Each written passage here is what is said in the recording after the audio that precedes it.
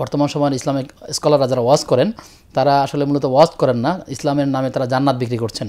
এখানে সময় দেওয়ার চাইতে তিনি বলেছেন, আমি বিশ্বাস করি তারা এই কাজগুলো না করে যদি আমার দলের প্রধানের নাম সকাল সন্ধ্যায় জপেন তাহলে তারা জান্নাতি হবেন। এবং একে আগেই বলছেন, আমি বিশ্বাস করি যদি তারা আমার দলের প্রধানের নাম জপেন তাহলে তারা জান্নাতে যাবেন।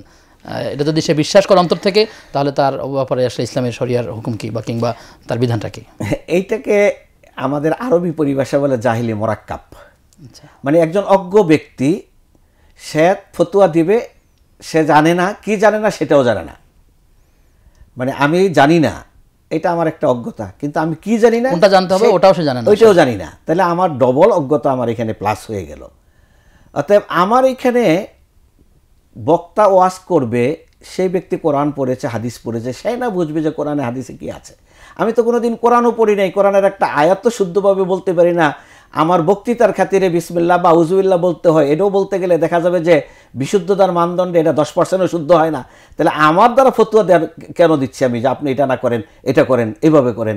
আমি কাকে ফতুয়া দিচ্ছি? আমি আগে জ্ঞান অর্জন করে আগে নিজেকে পরিশুদ্ধ করতে হবে। 1। 2 নম্বর হলো যে একটা খুবই জঘন্য কথা বলেছে যে দলের নাম জপলে জান্নাতে যাবে।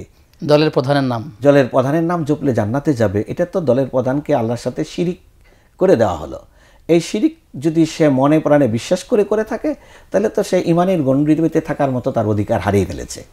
আর যদি সেটা সে উপহাস করে বলে থাকে, তাও সে ইসলামের সাথে উপহাস করার তুচ্ছতাচ্ছিল্য করেছে, ইসলামের গণ্ডি থেকে তার পেরিয়ে যাওয়ার মতো পরিবেশ তার মধ্যে তৈরি হয়েছে। অতএব আল্লাহ আমাদেরকে এই জাতীয় বিষয়গুলোতে, এই জন্য আমি যে কথাটা বলেছি যে ব্যক্তির বিরোধিতা করে কোরআন সুন্নাহর বিরুদ্ধে গিয়ে আমি অবস্থান করছি, আমি অজ্ঞতাবশরে, যার কারণে আমি ইমানহীন হয়ে যাচ্ছি, দ্বীনহীন হয়ে যাচ্ছি, এটা আমি বুঝতে পারছি। এই ধরনের কথা বলা উচিত নয়।